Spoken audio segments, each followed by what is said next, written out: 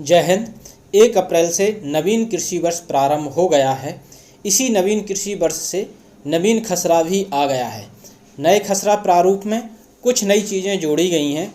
खसरे में क्या क्या परिवर्तन हुए हैं, आपकी जानकारी के लिए वह सब परिवर्तन यहाँ बताए जा रहे हैं। तो ये वीडियो पूरा देखें और सब्सक्राइब तो आपने कर ही लिया होगा।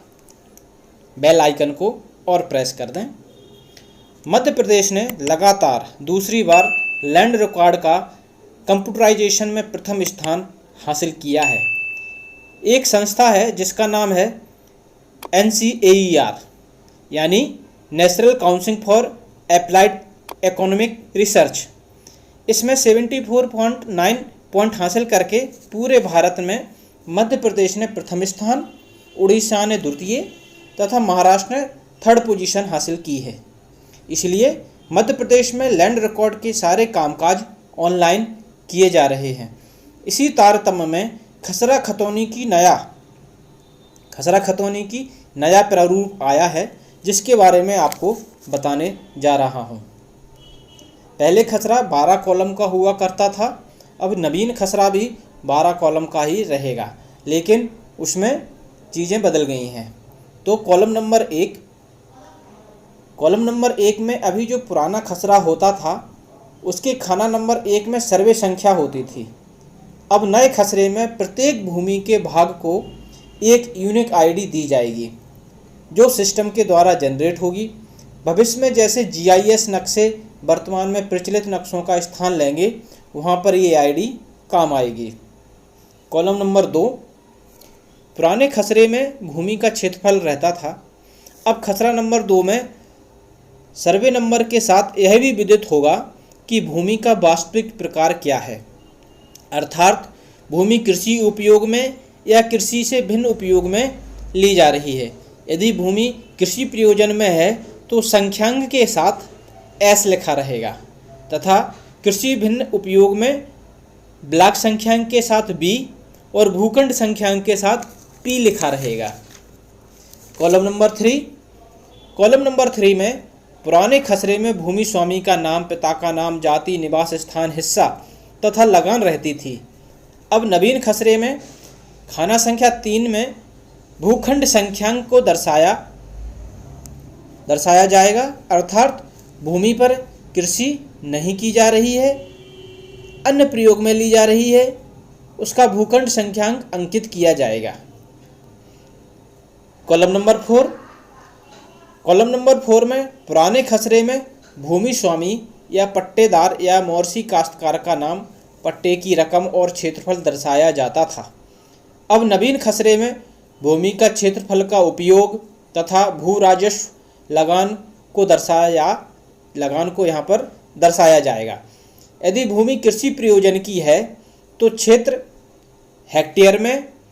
हेक्टेयर में रहेगा, और यदि कृषि से भिन्न प्रयोजन में है तो क्षेत्रफल वर्ग मीटर में दर्शाया जाएगा। कॉलम नंबर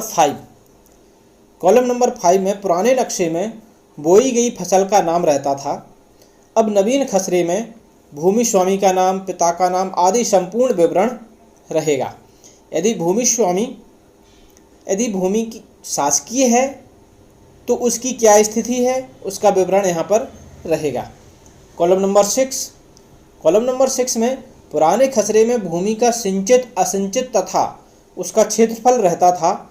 नवीन खसरे में शामिल स्वामियों के हिस्से को प्रदर्शित करेगा। कॉलम नंबर 7 में पुराने खसरे में द्विफसली भूमि का क्षेत्रफल रहता था। नवीन खसरे में सरकारी पट्टेदार का विवरण रहेगा तथा पट्टे की अवधि और उसके क्षेत्रफल का उल्लेख किया जाएगा। यहाँ पर शासकीय पट्टेदार से तात्पर्य शासकीय लीजधारी से है, अर्थात शासन की ओर से जो भूमि विभिन्न संस्थानों, व्यक्तियों को लीज पर दी जाती है वो यहाँ पर दर्शाया जाएगा। कॉलम नंबर 8 में पुराने खसरे में चालू वर्ष की पड़ती का विवरण लिखा जाता था। अब नवीन खसरे में पड़ती का उल्लेख नहीं होगा। जब कभी यदि पड़ती की जानकारी आवश्यक होगी तो उसे खाना नंबर 4 में अंकित क्षेत्रफल से खाना नंबर 11 में अंकित क्षेत्रफल से घटाने से प्राप्त किया जा सकेगा। खाना नंबर 8 में अधिभोगी कृषक अर्थात मौर्सी कृषक का उल्लेख किया जाएगा। इस खाने का उपयोग केवल उन्हीं मामलों में किया जाएगा जहां पूर्व से मौर्सी कृषक चले आ रहे हैं। Column number 9। कॉलम नंबर 9 में पुराने खसरे में 2 से 5 वर्ष की पड़ती का उल्लेख रहता था। अब नवीन खसरे में बंधक, दृष्टिबंधक एवं भू अर्जन की प्रक्रियाधीन भूमि का उल्लेख आएगा। यहाँ पर कौन सी भूमि भू अर्जन में ली जा रही है, कौन सी भूमि बंधक है, यहाँ पर स्पष्ट होगा। Column number 10। कॉलम नंबर 10 में पुराने खसरे में 5 वर्ष से अधिक की पड़ती जमीन का उल्लेख होता था। अब नवीन खसरे में फसल का विवरण अर्थात रबी, खरीफ, जायद का उल्लेख यहाँ पर किया जाएगा। Column number 11। कॉलम नंबर 11 में पुराने खसरे में खाते से बाहर बोई गई फसल का विवरण रहता था। अब नए खसरे में जो फसल बोई गई है उसका क्षेत्रफल रहेगा, साथ ही सिंचित फसल को शॉर्ट में सी तथा असिंचित फसल को शॉर्ट में आ से पूर्व की ही भांति लिखा जाएगा। Column number 12। कॉलम नंबर 12 में कोई परिवर्तन नहीं हुआ है। कैफियत भरी जाएगी जिसके अंतर्गत विभिन्न प्रकार की जानकारियां जो कॉलम नंबर 1 से कॉलम नंबर 11 में नहीं आई हैं उसका उल्लेख यहाँ पर 12 नंबर कॉलम कैफियत में किया जाएगा। विभिन्न प्रकार के न्यायालयीन आदेशों का अमल भी इसी खाने में पूर्व की भांति ही किया जा सकेगा। तो ये था नवीन खसरे में सभी कॉलम में क्या क्या जानकारी रहेगी, इसके बारे में आपको जानकारी दी। इसी तरह से खतौनी में भी खतौनी में भी परिवर्तन हुए हैं। यदि आपको उसका भी वीडियो चाहिए तो कमेंट में ज़रूर बताएं, उसका भी वीडियो मैं आपको बनाऊंगा।